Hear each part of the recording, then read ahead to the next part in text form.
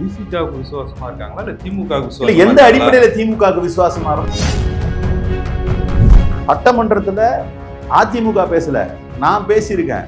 வன்கொடுமைகள் தமிழ்நாட்டில் அதிகரித்திருக்குது, புதுக்கோட்டையை வந்து வன்கொடுமை மாவட்டமா அறிவிக்கணும்னு பேசியிருக்கேன். இதெல்லாம் நான் திமுக ஆதரவு நிலைப்பாடா? யாரு தேர்தல்ல போட்டி போடுவாங்க அப்படின்றது திமுக தான் தீர்மானிக்குது. வந்து உட்கார சொல்லுங்க, எதிர்க்க அதை பத்தி சொல்ல சொல்லுங்க. திருப்பூரூர் தொகுதி வந்து திமுக லிஸ்ட்ல இருக்கு இல்லையா? தொகுதி வந்து எங்களை விட்டு போல, அப்படி முயற்சி எடுத்தார்ல ஒரு நபர் நல்லவர். அதுல வந்து ஓரம் கட்டணும் அப்படின்றதுக்காக ஒரு பிளான் பண்ணி அந்த ஹெலிகாப்டர் விஷயம். அதுக்கப்புறம் ஏன் அது இயங்கலாங்க? சரி, நான் தான் தடுத்து நிறுத்துறேன். இன்னுமா நான் தடுத்து நிறுத்துவேன்? 3 பேரும் திமுக ஆதரவு பண்ணீங்க, அப்புறம் எனக்கு மட்டும் ஏன் அதை சொல்றீங்க? அப்ப ஷானவாஸ்க்கு ஒண்ணு சொல்லுங்க, பாபுக்கு ஒண்ணு சொல்லுங்க. மாதவர்ஜுனான்ற ஒருத்தர் வராரு, ஒரு நரேட்டிவ் உருவாக்குறாரு. இப்ப அது ஜெயிச்சிருக்குன்னு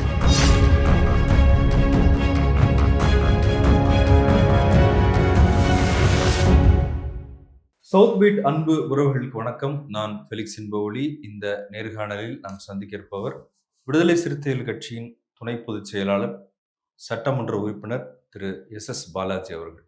வணக்கம். சென்ற சட்டமன்ற தேர்தல், அதாவது 2021 நடந்த சட்டமன்ற தேர்தலின் போது, தேர்தல் முடிவுகளின் போது விசிக 4 இடத்துல வெற்றி பெற்றிருந்தீங்க. அந்த 4 இடங்கள்ல 2 இடங்கள் வந்து பொது தொகுதியில விசிக வெற்றி பெற்றிருந்தீங்க. ஒன்று வந்து நாகப்பட்டினத்துல ஆளு ஷானவாஸ் அவர் வெற்றி பெற்றிருந்தார். அவர் ஒரு இஸ்லாமிய சமூகத்தை சேர்ந்தவர். இன்னொன்று வந்து திருப்பூர், அது வந்து நீங்க வெற்றி பெற்றிருந்தீங்க. திருப்பூரூர்ல ஒரு விசிகால திருப்பூர் சட்டமன்ற தொகுதியில் ஒரு வன்னியர் வெற்றி பெற்றிருக்கிறார் அப்படின்றது அதிக அளவுல பேசப்பட்டது. இப்ப அந்த அடையாளத்தோட நீங்க இயங்கல அப்படின்னாலும் ஒரு யதார்த்த உண்மையை நான் சொல்றேன். அந்த அடிப்படையில அந்த வெற்றின்றது ஒரு பெரிய அளவுல பேசப்பட்ட சூழல்ல, இப்ப இந்த சட்டமன்ற தேர்தல்ல 2026 சட்டமன்ற தேர்தல்ல விசிக கூடுதலாக தொகுதிகள் வாங்கியிருந்தீங்க. மொத்தமா 8 தொகுதிகள் வாங்கியிருந்தீங்க. அதுல சென்ற முறை சட்டமன்ற உறுப்பினராக இருந்த 3 வாய்ப்புகள் இல்லை. அதாவது நீங்க, ஆளூர் ஷானவாஸ், அப்புறம் பனையூர் பாபு 3 பேருக்குமே வந்து வாய்ப்பு இல்லை. இது அரசியல் களத்துல ஒரு பரபரப்பாக பேசப்படுது. கட்சியில முரண்பாடுகள் இருப்பதாக பேசுறாங்க. இன்னும் சொல்ல போனா உங்க தலைவர், அதாவது திருமாவே வந்து வீடியோ போட்டு விளக்க வேண்டிய ஒரு சூழ்நிலை இருக்கு. என்ன நடக்குது கட்சிக்குள்ள? நானா இருந்தாலும் சரி, தோழர் ஷானவாஸா இருந்தாலும், பனையூர் பாபுவா இருந்தாலும், தலைவரோட சாய்ஸ் அது. ஏன்னா அவருக்கு தான் முடிவெடுக்கிற நிலை மட்டும் இல்லை, என்னன்றது வந்து சரி எது சரின்னு தீர்மானிக்கக்கூடிய நிலையில தலைவர் இருக்காரு. அவர் அந்த முடிவை எடுத்தார். கட்சிக்குள்ள இருக்கக்கூடிய பிரச்சனைகள்னு ஒன்றும் இல்லை. நீங்க வந்து இன்னைக்கு வந்து எழுதுறவங்கெல்லாம் வந்து கட்சின்னு ஆயிடாது. குறிப்பா வந்து சமூக ஊடகங்கள்ல பதிவு செய்வாங்க. அதை வந்து அங்கொன்றும் இங்கொன்றுமாக யாராவது ஒரு சிலர் வந்து கட்சி அடையாளத்தோட இருக்கலாமே தவிர, எழுதுறவங்க எல்லாருமே கட்சி அடையாளமா வந்து நம்ம பார்க்க முடியாது. இது கட்சியினுடைய முரணாவும் பார்க்க முடியாது. நேற்றைக்கு கூட தோழர் ஷானவாஸ் அவர்கள் வந்து மிக விரிவா வந்து அதை பத்தி பேசியிருந்தார். யாரோ எழுதுறாங்க, அதாவது இதை வந்து ஆதரிச்சு எழுதுறவங்க யாருன்னு தெரியல, எதிர்த்து எழுதுறவங்க யாருன்னு தெரியல, இல்லை பதிவு போடுறவங்க யாருன்னு தெரியல.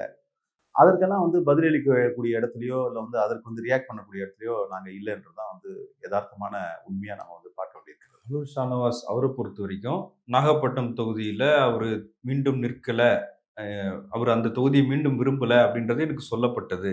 அது எனக்கு அதிர்ச்சியாக இருந்தது அப்படின்னு திருமா சொல்றாரு. இப்ப திருப்பூரூர் தொகுதி வந்து திமுக லிஸ்ட்ல இருக்கு இல்லையா? அப்ப அந்த இடத்துல உங்களை போடாததுக்கான காரணம் என்ன? இல்லை காரணம், இப்போ என்னை வந்து கொடுத்தாரு போன வாட்டி. நான் போய் காரணமா கேட்டேன் அவர்கிட்ட. எனக்கு ஏன் கொடுத்தீங்கன்னு காரணம் கேட்கல. இல்ல இந்த முறை நீங்க எதிர்பார்த்தீங்களா? இல்லை, கண்டிப்பா எதிர்பார்த்தோம். ஏன் எதிர்பார்க்கிறோம் அப்படின்னா, சட்டமன்ற தொகுதியில வந்து நம்ம செஞ்சிருக்கக்கூடிய பணிகளின் அடிப்படையில நிச்சயமா போட்டியிடுறதுக்கான வாய்ப்பை கொடுப்பாரு அப்படின்ற மாதிரி எதிர்பார்த்தோம். இந்த கட்சியில வந்து உங்களுக்கு வந்து எல்லாரையும் பிரதிநிதித்துவப்படுத்தக்கூடிய ஒரு நிலையில இருக்கக்கூடிய கட்சி. நீங்க விடுதலை சிறுத்தைகள் கட்சினா வந்து அதை வந்து அடையாளப்படுத்துறது ஒரு சாரரை மட்டுமே அடையாளப்படுத்துறது இல்லாமல் எல்லாரையும் அடையாளப்படுத்துகிற கட்சின்றதை எடுத்துரைக்கிற விதமாக தான் வந்து கடந்த முறை வந்து எனக்கு வாய்ப்பு வழங்கப்பட்டது. அந்த மாதிரி இந்த முறை வந்து பொது தொகுதியில் குறிப்பாக வந்து தலித் கிறிஸ்தவராக இருக்கவங்க வந்து தனி தொகுதியில் போட்டியிட முடியாது. அந்த வகையில் வந்து அந்த செக்மெண்ட்ல இருந்து ஒருத்தருக்கு வந்து பிரதிநிதித்துவம் கொடுக்க வேண்டும் என்கின்ற அடிப்படையில் அது வந்து வழங்கப்பட்டிருக்கின்றது வந்து தலைவர் வந்து தெளிவுபடுத்தினார் அதுக்கு பிறகு. இப்போ முதல்ல வந்து கொடுக்கலன்றதை விட நமக்கு வந்து ஆல்டர்னேட்டிவ் இருக்கு அப்படின்னு நமக்கு தெரிஞ்சிருந்தா நல்லா இருக்குமேன்ற மாதிரி இயல்பா நானும் ஒரு சராசரி மனிதன் தானே அப்படின்னு நினைச்சேன். ஆனால் என்னை பொறுத்த வரைக்கும் நான் என்ன பண்ணேன்னா, பட்டியல் அறிவித்த அடுத்த நாளே அதை பட்டியல் அறிவித்து அடுத்த நாள் வந்து வேட்பாளர்கள்லாம் வந்து கட்சியினுடைய தலைமை அலுவலகத்தில் இருந்தாங்க. அன்றைக்கே காலையில் போய் பார்த்தேன் நான் தலைவரை. நான் என்னை பொறுத்த வரைக்கும் நான் போய் தலைவரை பார்த்தேன். பார்த்துட்டு வந்தேன். நீங்கள் என்ன பணி இருக்கோ வந்து நான் செய்யறதுக்கு தயாராக இருக்கேன் அப்படின்னேன். சரி அப்படின்னாரு. அதற்கு பிறகு வந்து தலைமை தேர்தல் பொறுப்பாளராக வந்து அவர் அறிவிச்சார். அறிவித்து அந்த வேலையை நான் பார்த்துட்ருக்கேன். அந்த வகையில் தான் நான் வந்து என்னுடைய செயல்பாடுகள் அமைச்சிட்டு இருக்கேன் நான். இது வந்து செயற்கையாக உருவாக்கப்பட்டது. இன்னும் கூட குறிப்பாக சொல்லணும்னா, இது எப்போ தொடங்குச்சு அப்படின்னா, இந்த மாதிரியான இப்போ அதுக்கு கற்பிதங்கள் இருக்குல்ல, இந்த கற்பிதங்களில் வந்து எப்போ தொடங்குறாங்கன்னா, ஆதவ அர்ஜுனா வந்து கட்சி உள்ள வந்த பொழுது வந்து அவர் வந்து ஒரு சில கருத்துக்களை வந்து எல்லா வெளியில் கட்சி விட்டு வெளியில் போயும் வந்து பேசினார். பேசிட்டு அவர் போயிட்டார், வேற கட்சிக்கு போயிட்டார். ஆனால் அது என்னன்னா, அது அது வந்து ஒரு ஒரு விஷயத்தை வந்து துவங்கி வைத்தது போல ஒரு நிலையாயிடுச்சு. இல்ல அந்த விசிகால இருக்க 4 எம்எல்ஏவும் திமுக சார்பா இருக்காங்க. திமுக எம்எல்ஏக்கள் கூட செயல்படுறாங்க. இப்ப நீங்க இன்னைக்கு அவரோட செயல்பாடுகளை பாக்குறீங்க. எங்க தலைவர் எழுச்சி தமிழரே சொல்றாரு. தாவேகா என்பது ஒரே நோக்கமா வந்து திமுக எதிர்ப்பு என்கின்ற ஒற்றை நோக்கத்தோட தான் செயல்படுதுன்னாரு. அவர் அந்த ஒற்றை நோக்கு தான். திமுகவுக்கு வந்து யார் யாரெல்லாம் எதிர்பார்க்க முடியுமோ, நாங்க வந்து திமுகவுக்கு ஆதரவா இருக்கோம்னு சொல்றது வந்து என்ன மாதிரியான விளைவை விளைவிக்கும்னா, விடுதலை சிறுத்தைகள் கட்சியில் இருக்கக்கூடியவர்களை திமுகவுக்கு எதிராக நிறுத்தும் அப்படின்றது தான் அவருடைய எதிர்பார்ப்பு. அந்த எதிர்பார்ப்பின் அடிப்படையில் செய்யப்பட்ட பிரச்சாரம் தான் ஒரு பக்கம். இன்னொரு பக்கம் என்னன்னா, விடுதலை சிறுத்தைகள் கட்சி மேல ஒரு கற்பிதம் வந்து உருவாக்கப்பட்டிருந்தது. இன்னும் சொல்லப்போனா வந்து விடுதலை சிறுத்தை கட்சி சட்டமன்ற உறுப்பினர்கள் எல்லாம் வந்தாங்கன்னா, இது இப்படி ஆயிடும் அப்படி ஆயிடும்லாம் பேசினாங்க. ஆனா நடைமுறையில் என்ன ஆச்சுன்னா, நாங்கள் பேசியது போன்று இது நான் சொல்லக்கூடாது. நீங்க வந்து தலைவர் எழுச்சி தமிழரை கூட பல இடங்கள்ல சொல்லியிருக்காரு. சந்திக்கக்கூடியவர்கள்லாம் வந்து உங்களோட பெர்ஃபார்மன்ஸை பத்தி பேசுறாங்க. நீங்க இதை பேசுனீங்கன்னாங்க. பலதரப்பட்ட விஷயங்களை பேசுறீங்க. பொதுவான கருத்தியல் சார்ந்த அரசியல் மட்டும் இல்ல, நடைமுறையில் இருக்கக்கூடிய சிக்கலை பற்றி எல்லாம் பேசுறீங்க. இப்ப நான் வந்து இந்த பட்டா பிரச்சனைக்காக வந்து பெல்ட் ஏரியா பிரச்சனை பற்றி பேசி 60 ஆண்டு கால பிரச்சனை, என் தொகுதி பிரச்சனை, தமிழ்நாடு முழுக்க கூடியிருக்கக்கூடிய பிரச்சனை. அதன் அடிப்படையில் வந்து தொடர் முயற்சிகள் வந்து அது வந்த பொழுது கூட ஒரு காணொலியிலேயே பேசினாரு. இந்த மாதிரி இது வந்து என்னோட நான் கட்சியினுடைய சட்டமன்ற உறுப்பினர் முயற்சி கொண்டு வந்தாரு.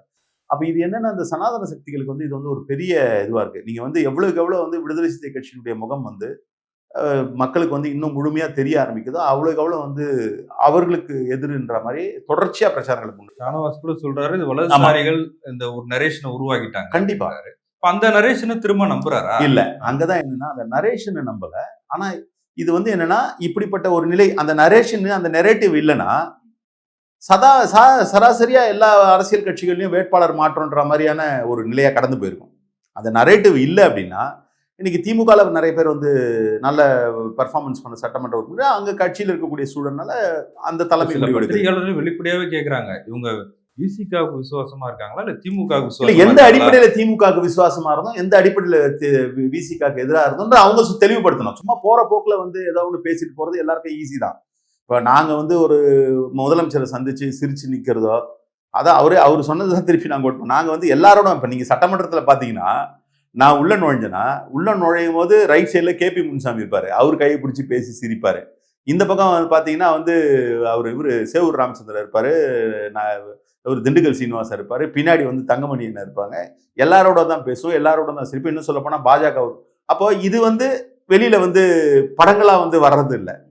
நீங்க இயல்பா வந்து நாங்க அதுவும் கூட்டணி கட்சியினுடைய ஒரு தலைவர், ஒரு முதலமைச்சர்கிட்ட பல கோரிக்கைகளுக்காக போறோம். சரி, நாங்க என்னென்ன கோரிக்கைகளாக போனோம் நீங்க சொல்லுங்க. இந்த 5 ஆண்டு சட்டமன்றத்துல இந்த 4 சட்டமன்ற உறுப்பினர்கள், குறிப்பா தலித் பிரச்சனைகள்ல வந்து நீங்க வந்து சிந்தனை செல்வன் வந்து அவர் வந்து சட்டமன்ற கட்சி தலைவர் வந்து அவர் வாய்ப்புகள் நிறைய கிடைக்கும், டைம் நிறைய கிடைக்கும். அவர் பேசி எவ்வளவு விஷயங்களை பண்ணியிருக்காரு. நீங்க இன்னும் சொல்ல போனா காலை உணவு திட்டத்துக்கே வந்து ஏற்கனவே முதலமைச்சர் வந்து சிந்திச்சு கூட வச்சிருந்துருக்கலாம். ஆனா அதுக்கான பொறியை வந்து விதைக்கிற மாதிரி ஷானவாஸ் பேசினார். காலை உணவு திட்டத்தை பத்தி பேசினார். நான் சொன்ன மாதிரி பட்டா பிரச்சனைக்கு தீர்வு கண்டிருக்கேன். 16 வருஷமா வந்து வனத்துறை சாலைகளே போடாம இருந்து என் தொகுதியில மட்டும் இல்ல தமிழ்நாடு முழுக்க வந்து வனத்துறை சாலைகள் வந்து அமைக்கிறதுக்கான ஒரு வழியை பண்ணியிருக்கேன். தொகுதி சார்ந்த பிரச்சனைகள்ல கான்சென்ட்ரேட் பண்றோம். பஸ் ஸ்டாண்டே இல்லாம இருந்தது. இவ்வளவு பேசுறாங்க, 40 வருஷமா மாவட்டத்தில் பஸ் ஸ்டாண்ட் இல்லாம இருந்தது. அதை பண்ணியிருக்கோம். செங்கல்பட்டுல இருந்து இன்னொரு பகுதிக்கு வந்து போகக்கூடிய ஒரு ரயில்வே மேம்பாலம், ரயில்வே டிபார்ட்மெண்ட் வந்து பாலம் போட்டு விட்டாங்க. 15 வருஷமா இந்த பக்கம் அந்த பக்கம் ரோடு போடாம இருக்குது தமிழ்நாடு அரசு நெடுஞ்சாலைத்துறை. அதை பண்ணியிருக்கோம். அப்போ இது எல்லாமே வந்து நாங்கள் வந்து பண்ணியிருக்கோமே தவிர ஏதாவது ஒரு நிலைப்பாடு திமுகவுக்கு ஆதரவா ஏதாவது ஒரு நிலைப்பாடு கட்சியினுடைய நிலைப்பாடுக்கு எதிராக சட்டமன்றத்தில் அதிமுக பேசல, நான் பேசியிருக்கேன். வன்கொடுமைகள் தமிழ்நாட்டில் அதிகரித்து இருக்குது, புதுக்கோட்டையை வந்து வன்கொடுமை மாவட்டமா அறிவிக்கணும்னு பேசியிருக்கேன். இதெல்லாம் நான் திமுக ஆதரவு நிலைப்பாடா? இது வந்து நீங்க வந்து ஒரு சின்னஞ்சிறு பெரிய ஸ்காட்லாண்ட் யார்டுன்றீங்க. இல்ல எது கேட்கறேன்னா, நாங்க பேசதான் முடியும் அங்க சட்டமன்றத்துல. சார் அப்ப உங்க கட்சியில இருக்கிற சிலர் தான் வந்து இதையும் பேசுறாங்க.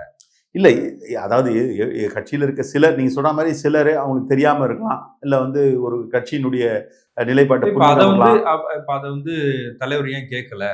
கேட்கலன்னு எப்படி சொல்றீங்க? அவர் சொல்றாரு. அவர் சொல்லிட்டு தான் இருக்காரு. நான் இப்ப உயர்நிலை குழுன்றது கட்சியில் இருக்கக்கூடிய எல்லா முக்கியமான பொறுப்புல இருக்கவங்க இல்ல வந்து கட்சியை வழிநடத்தக்கூடிய ஒரு நிலை இருக்குது. அதுல 4 சட்டமன்ற உறுப்பினருடைய செயல்பாடு வந்து பாராட்டி பேசப்பட்டது. அது வந்து எல்லாருமே நல்லா சிறப்பா பண்ணீங்க. உண்மையிலேயே வந்து மற்ற இந்த அசெம்பிளியில மற்ற கட்சிகளுடைய சட்டமன்ற உறுப்பினர்கள் நம்ம கட்சியுடைய சட்டமன்ற உறுப்பினர்கள் ஒப்பீடு பண்ணா வந்து இதனுடைய நிலை எங்கேயோ இருக்குன்னு தலைவர், பொதுச் செயலாளர் எல்லாம் பாராட்டி தானே பேசினாங்க. நீங்க அதை தானே நம்ம எடுத்துக்க முடியும். நீங்க எல்லா இயக்கங்கள்லயுமே வந்து போற போக்குல 1-2 பேர் ஒரு சில கருத்து சொல்றாங்க. நீங்க இந்த சமூக ஊடகம் வந்ததுனால பேசக்கூடிய இயக்க அடையாளத்தை வச்சு அதுக்கு முக்கியத்துவம் கொடுக்குறாங்களே தவிர அவர்களுக்கு அந்த இயக்கத்துல என்ன மதிப்பு இருக்கு, மரியாதை இருக்குது, தலைவரிடத்துல என்ன நிலையில இருக்காங்க, எல்லாத்துக்கும் தலைவரும் பதில் சொல்லிட்டு இருக்க முடியாது. இதுல ஒரு சென்சிட்டிவான ஒரு ஒரு கேள்வி இது. அதாவது நான் தலித்ஸா இருக்கிறதுனால அவங்க அவங்களோட செயல்பாடுகள் அப்படி இருந்திருக்கலாம் அப்படின்ற ஒரு விஷயத்த வைக்கிறாங்களே.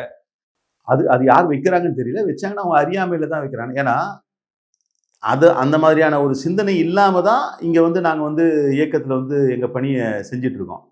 யாரா ஒருத்தர் வந்து அப்படிப்பட்ட ஒரு சிந்தனையோட செயல்பட்டாங்கன்னா நாங்க இந்த கட்சியில இருக்கிறது முறையில்லைன்றதை விட அப்படிப்பட்டவங்க இந்த கட்சியில இருக்கிறது முறையில்லைன்னு தான் நான் நினைப்பேன். ஏன்னா சிந்தனை வந்து அவங்களுக்கு தான் இருக்கு, எங்களுக்கு இல்லைன்றது வந்து ஒரு வெளிப்படையான ஒரு நிலை தான். இன்னும் கூட சொல்லப்போனா பல்வேறு நிலைகள்ல வந்து இப்போ சட்டமன்றத்துல வந்து நான் முதல் சட்டமன்றத்துல எங்க தலைவர் வந்து பல ஆண்டு காலமா பேசிட்டு இருக்காரு. குத்தகையில, ஒப்பந்தங்கள்ல, ஒடுக்கப்பட்ட மக்களுக்கான ரிசர்வேஷன் வேணும்னு. என்னுடைய முதல் ஸ்பீச் டெபியூ ஸ்பீச்ல ஃபர்ஸ்ட் பேசும்பொழுது கர்நாடகாவில் அப்படி ஒரு சட்டம் இருக்கு. அது கூட எனக்கு எப்படி தெரிய வந்ததுன்னு கேட்டிங்கன்னா, அதுக்கு தேர்தலுக்கு முன்னாடி வந்து காங்கிரஸ் கட்சியில் தினேஷ் குண்ட்ராவ் பொறுப்பாளராக இருக்கும்போது தற்செயலாக ஒரு நாள் சந்திக்கும் பொழுது தலைவர் ஒரு கூட்டத்துக்கு அனுப்பிச்சிருந்தார். அவர்கிட்ட பேசும்போது சொன்னார், கர்நாடகாவில் குண்ட்ராவ் காலத்தில் நாங்கள் இந்த மாதிரி ஒரு சட்டம் கொண்டு வந்தோம்னாரு. எனக்கு அது நினைவில் இருந்து அந்த சட்டத்தோட காப்பி எடுத்து வச்சுட்டு நான் அசம்பிளியில் பேசுகிறேன். அதனுடைய எதிரொலியாக தான் வந்து உங்களுக்கு வந்து 15% இடஒதுக்கீடு வந்து ப்ரொக்யூர்மெண்ட் கான்ட்ராக்ட்ஸில் கொள்முதல் ஒப்பந்தங்களில் இன்னைக்கு வந்து இடஒதுக்கீடு இருக்கு. இது வந்ததுக்கு காரணம் நான் தான் பேசினேன். நான் கிடையாது, விடுதலை சிறுத்தை கட்சியுடைய சட்டமன்ற உறுப்பினர். அப்போ விடுதலை சிறுத்தை கட்சியை உள்வாங்கி விடுதலை சிறுத்தை கட்சி கருத்தியில் உள்வாங்கி தான் நாம பண்றோம். தோழர் ஷானவாசும் அந்த மாதிரி பல விஷயங்களை வந்து பெர்ஃபார்ம் பண்ணியிருக்காரு.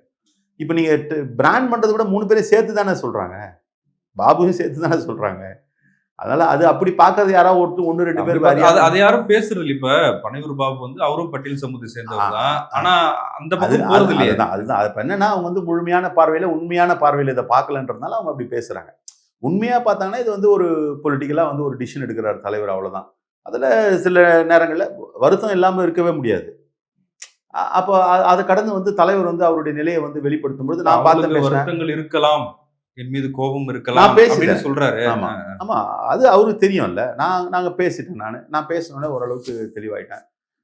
தோழர் ஷானவாஸ் அவர்களும் பேசுவாரு. ஒரு வேளை இது இந்த காணொலி வெளிவரத்துக்குள்ள கூட அவர் பேசுவதற்கான வாய்ப்பு இருக்கிறது. பேசினாரு, எல்லாமே சரி. அது என்னன்னா அவர் சொல்ற மாதிரி இப்ப இதுல இன்னொரு வேறுபாடு வேற இருக்கு. இப்ப 3 பேருமே வந்து பாபு நீங்க சொல்ற மாதிரி சிலர் வந்து விட்டுறாங்கன்றது ஒரு பக்கம். நான் வந்து இயல்பாவே கட்சியினுடைய எல்லா நடவடிக்கையிலையும் கலந்துக்கிறாரு. இல்ல கான்ட்ரிபியூட் பண்றவருன்னு உங்களை சொல்றாரு. ஆமா சொல்றாரு. ஷானவாஸ் அவர்கள் வந்து அவர் வந்து அவருடைய ஏரியா ஆஃப் ஆபரேஷன் வந்து வேற. அவர் வந்து கட்சியினுடைய ஒரு முகமா பல கூட்டங்களில் போய் பேசுறாரு, பல இடங்களுக்கு போறாரு. அவர் அப்படிப்பட்ட செயல்பாடுகள் தான். தேர்தல் நேரத்தில் போய் அவர் எங்க போய் கட்சிக்காக கூட்டம் பேச முடியும்? ஒன்று பேசினா தேர்தல் பிரச்சார கூட்டத்தில் பேசணும். இன்னும் தேர்தல் இன்னைக்கு தான் நாமினேஷனே முடிய போகுது. நீங்க இன்னும் நாமினேஷனே பண்ணல. இப்போ கட்சி வேட்பாளர்கள்லாம் என்ன பண்ணிட்டு இருக்காங்கன்னா போய் எல்லாரையும் போய் பார்த்துட்டு இருக்காங்க. இப்போ போய் அவர் வரலன்னா எப்படி வருவார்? அவருக்கான நான் வந்து வர்ற ஆளு, நான் வந்துட்டேன், தலைமையில் வந்து உட்காந்துட்டேன். உட்காந்து என் வேலையை பார்க்க அப்ப ஆரம்பிச்சு உங்களுக்கு பொறுப்பு கொடுத்துருக்காங்க. கொடுத்துருக்காரு. அவருக்கு பிளேஸ் பண்றதுக்கான சூழல் வந்து இன்னும் டைம் வரல. நீங்க இன்னைக்கு வந்து தேதி வந்து இன்னும் மறுநாள் இப்போ 6ஆம் தேதி வரைக்கும் நாமினேஷன் இருக்கு. 6ஆம் தேதியும் சில பேர் நாமினேஷன் பண்றாங்க எங்க கட்சியில. அப்ப இவங்க எல்லாம் நாமினேஷன்லாம் பண்ணி முடிச்சுட்டு இன்னும் கூட அவங்க வந்து சில பேரை முக்கிய பிரமுகர்களை சந்திக்கணும். எப்படி பார்த்தாலும் பிரச்சாரம் டேக் ஆஃப் ஆகிறது வந்து 9ஆம் தேதி தான் டேக் ஆஃப் ஆகும். பிரச்சாரம் டேக் ஆஃப் ஆகுது 9ஆம் தேதி. வேட்பாளர் வந்து பிரச்சார காலத்துக்கு போனாதான் லீடர்ஸ் போகலாம். இப்போ நாளைக்கே முதலமைச்சர் அங்கே போகலாம், எங்க தலைவர் அங்கே போகலாம், டக்குன்னு அது ஒரு அரேஞ்ச்மெண்ட் பண்ணிடலாம். நீங்க வந்து இன்டீரியரா பிரச்சாரம் பண்ணக்கூடிய நபர்கள் வந்து ஒரு 10ஆம் தேதிக்கு மேல தான் போக முடியும். இப்போ நீங்க பாத்தீங்கன்னா இன்னைக்கு தான் வந்து மற்ற கட்சிகள் எல்லாம் வந்து 1-2 அவங்க கட்சியில முக்கியமான பிரச்சாரம் செய்யக்கூடிய பட்டியல்லாம் வர ஆரம்பிச்சிருக்கு. அதை கூட நல்லா பாத்தீங்கன்னா டேட் வந்து 11ஆம் தேதிக்கு மேல இருக்கு. அவங்களுக்கு வந்து நிறைய தொகுதிகளில் போட்டிடுறாங்க. அதனால அவங்க கொஞ்சம் முன்கூட்டியே தயாரிப்பு வேண்டியிருக்கு. நாங்க 8 தொகுதியில போட்டிடுறோம். தேவைப்பட்டா அவர் வந்து அந்த கட்சிகள்ல கூப்பிட்டாங்கன்னா அது போறது. காங்கிரஸ் கட்சியில ஒரு தொகுதிக்கு வேட்பாளரே அறிவிக்கல. அப்ப இதுல போய் அவர் வரலன்னா எங்க வருவார் அவரு? எங்க வந்து நீங்க வந்து அவர் வந்து வர சொல்றீங்க? அவர் எப்படி வருவாரு? அவருக்கான அந்த சூழல் வந்து இப்ப இனிமே தான் வரப்போகுது. யார் தேர்தல்ல போட்டி போடுவாங்க அப்படின்றது திமுக தான் தீர்மானிக்குது.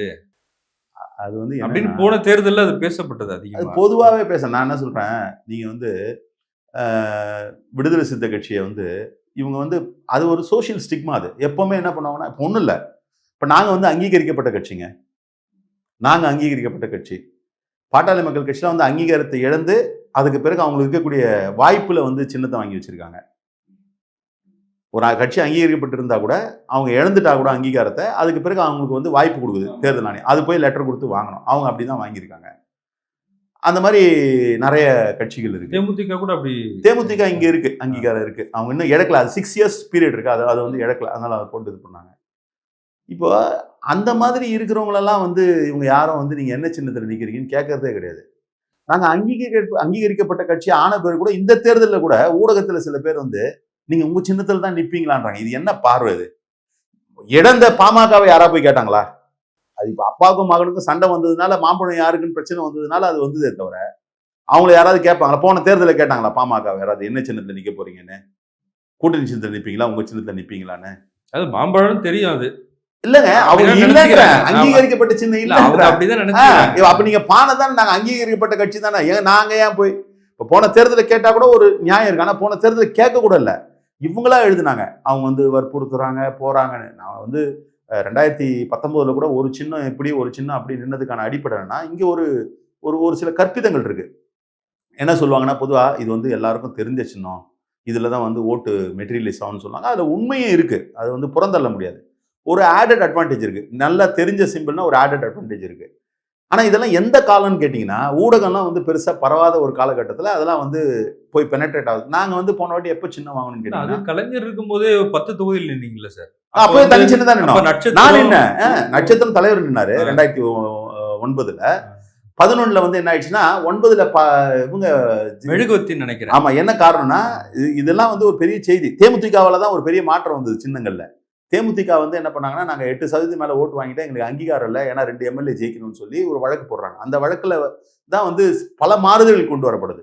அப்பதான் என்னன்னா, குறிப்பிட்ட எண்ணிக்கையில நிக்கணும். அப்ப கூட நாங்க வந்து சின்ன வந்து பொது சின்னம் வாங்க முடியல, ஏன்னா 5% நிக்கணும்.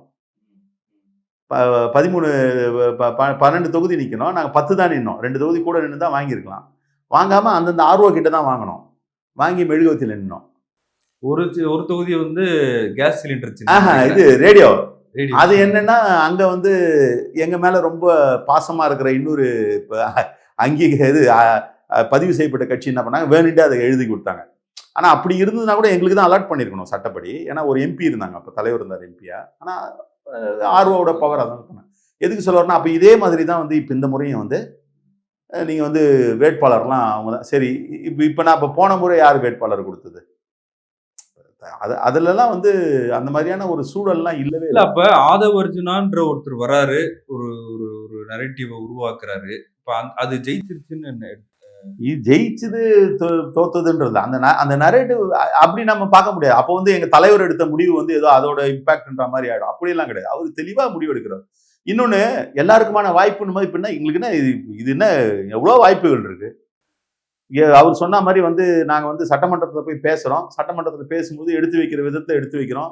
அதே பணியை வந்து அடுத்து வரவங்க செய்ய போறாங்க. எங்களுக்கு இங்கேயும் வேலை கிடக்குது இல்லை, இங்கே மக்கள் மத்தியில் நிறைய வேலை இருக்கு. திருப்பி அடுத்தடுத்த அவைகள் எவ்வளோ இருக்கு, எவ்வளோ பிரச்சனை இது இருக்கு. இது மட்டுமே இல்லையே, கட்சியை நகர்த்தத்துக்கான வேலை இருக்குல்ல. சட்டமன்றத்திலையும் நாடாளுமன்றத்திலையும் போய் தான் ஒரு கட்சியை வளரணும்னு கிடையாது இல்லை.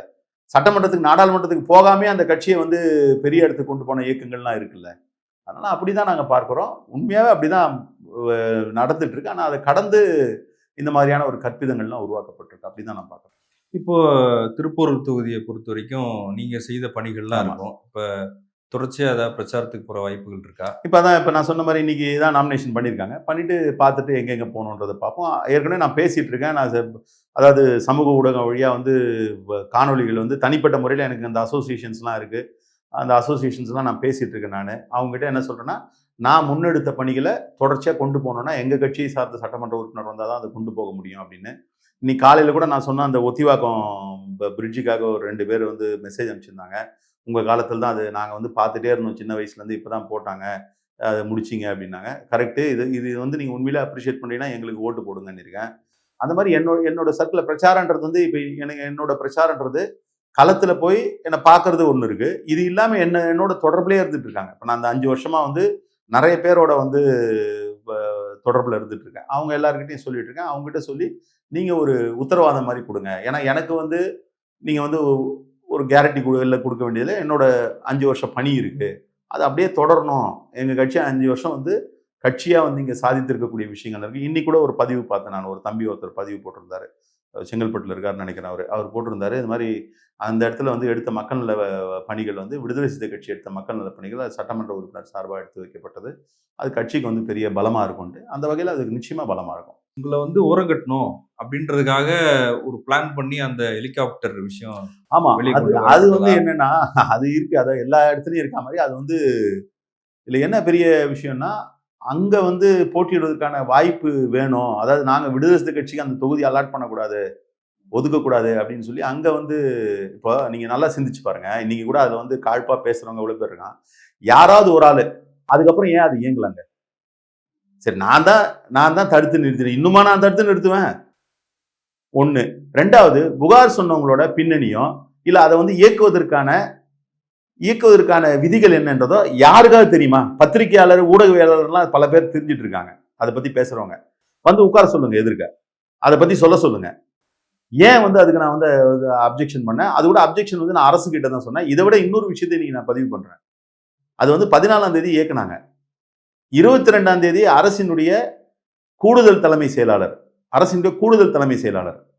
22ஆம் தேதி போற போக்கில் பேசலங்க. அரசினுடைய சட்டமன்ற மதிப்பீட்டுகள் குழு எப்படி இதுல சட்டமன்ற பேரவையில் பேசுறது பதிவாகுதோ அந்த மாதிரி பதிவான மினிட்ஸ்ல பதிவாயிருக்கு. என்ன பதிவாயிருக்குன்னா, நான் கேட்கிறேன் அவரை, இந்த மாதிரி என்னுடைய தொகுதியில் 13ஆம் தேதியிலேருந்து இயக்குறாங்களே, அதற்கு வந்து அனுமதி இருக்கிறதா என்பது ஒரு புறம். தமிழ்நாடு சுற்றுலா வளர்ச்சி கழகம் அதற்கு பர்மிஷன் கொடுத்துருக்கான்னு கேட்குறேன். யார்கிட்ட கேட்குறேன்னா, கூடுதல் தலைமை செயலாளர், சுற்றுலாத்துறைக்கும் அறநிலைத்துறைக்கும் செயலாளராக இருக்கக்கூடியவர். அவர் பதில் சொல்றாரு, நான் தான் இந்த துறைக்கு செயலாளர் மட்டும் இல்லை, நான் தான் தமிழ்நாடு சுற்றுலா வளர்ச்சி கழகத்துடைய தலைவர். என்னுடைய என் நாலேஜ் இல்லாமல் அந்த மாதிரி வந்து கொடுக்க முடியாது. அவங்களுக்கு கொடுக்கல. என்ன உறுதியா சொல்றேன், அவங்களுக்கு எந்த அனுமதியும் கொடுக்கல. என்னைக்கு சொல்றேன்? 22ஆம் தேதி சொல்றாரு. இந்த ஆவணம்லாம் வச்சிருக்கேன் நான். ஏன் இதை வந்து நான் வந்து திருப்பி போனா, நீங்க அதுல தலையிட்டது கேட்டதுன்றது வந்து 1 வருஷத்துக்கு முன்னாடி இல்லையா? ஆமா, அப்ப தேர்தலுக்கு கரெக்டா வருது இல்ல? கரெக்டா சொன்னீங்க. ஆமா, அது தேர்தல் முன்னாடி. அதுல வந்து ஒரு நபர், தனி நபரோட வெஸ்டட் இன்ட்ரெஸ்ட் இருக்கு. இப்ப எனக்கு என்ன பெரிய மகிழ்ச்சினா, தொகுதி வந்து எங்களை விட்டு போல. அப்படி முயற்சி எடுத்தார்ல ஒரு நபர், நல்லவர். அவங்கள அவர் கட்சியிலே போட்டிருந்தா கூட அவர் போட்டிருப்பாரா தெரியாது. ஏன்னா அவங்க கட்சி தலைமை என்ன முடிவு பண்ணுன்னு தெரியாது. ஆனா அவர் வந்து இதெல்லாம் பண்ணா வந்து தொகுதி வந்து போகாதுன்னு நினைச்சாரு. ஆனா இப்ப நீங்க லிஸ்ட்ல இல்லைன்னா உடனே இப்ப அதை சுட்டி காட்டுறாங்களா சிலரு? அது வந்து ரொம்ப இயல்பான. சரி, ரைட்டு. அப்ப இவருக்கு ஏன்னா சரி, இப்போ ஒண்ணு சொல்றீங்க, 3 பேரும் திமுக ஆதரவுன்றீங்க, அப்ப எனக்கு மட்டும் ஏன் அதை சொல்றீங்க? அப்ப ஷானவாஸ்க்கு ஒண்ணு சொல்லுங்க, பாபுக்கு ஒண்ணு சொல்லுங்க. ஒண்ணு சொன்னா தனித்தனி காரணம் சொன்னோம். இப்ப 2 காரணமும் சேர்ந்து எப்படி சொல்லுங்க? அப்ப என்ன விட்டுருவாரா? அப்ப ஏதோ ஒரு வகையில உங்க மேல இருக்கிற காழ்ப்புலாம் வெளியே வருதா? கண்டிப்பா வரதானே செய்யும். அரசியல்ல வந்து அது வந்து வரதானே செய்யும். நீங்க வந்து என் மேல இருக்கிற காழ்ப்பு, கட்சி மேல இருக்கக்கூடிய காழ்ப்பு, கட்சியை கடந்து நீங்க சொன்னீங்க பாருங்க அந்த அடையாள அரசியல். அந்த அடையாள அரசியல் வந்து கட்சிக்கு உள்ளவங்க இருக்கவங்க யாரும் அப்படி பார்க்க மாட்டாங்க. கட்சிக்கு வெளியில இந்த சமூகத்துல இருக்காங்கல்ல, அவங்களுக்கு இது ஜீரணிக்க முடியல. இவங்கெல்லாம் போய் இந்த கட்சிக்கு இப்படி ஒரு கலர் கொடுக்குறாங்களே, இந்த கட்சியோட உண்மையான இதை வந்து வெளியில கொண்டு வராங்களே, அது ஷானவாஸா இருந்தாலும் பாலாஜியா இருந்தாலும் இவங்கெல்லாம் வந்து இந்த கட்சியினுடைய ஃபேஸஸா அறியப்படுறது வந்து அவங்க பேசுற சாதி அரசியலுக்கு, அவங்க பேசுற சனாதன அரசியலுக்கு எதிராக அமையும்ன்றது தான் ரொம்ப அடிப்படை. பார்ட்டியோட ஃபேஸா இந்த 5 வருஷத்துக்கு நாங்கள் சட்டமன்ற உறுப்பினராக இருந்தோம். பார்ட்டியோட ஃபேஸஸா நாங்கள் அறியப்படுறோம், இனிமே அறியப்படுவோம். இதனாலலாம் வந்து ஓஞ்சிட போறது கிடையாது. ஆனா இதனால ஓய்ந்து போய்விடுவோம் நினைச்சு அவங்க இந்த மாதிரியான முயற்சிகள் ஈடுபட்டிருக்காங்கன்னு நான் பார்க்குறேன். இன்னும் வீரியமா தான் வரும். இதை விட இன்னும் 2 மடங்கு வேகமாக தான் செயல்படுவோம். நன்றி சார், உங்கள் நேரத்துக்கு மிக்க நன்றி.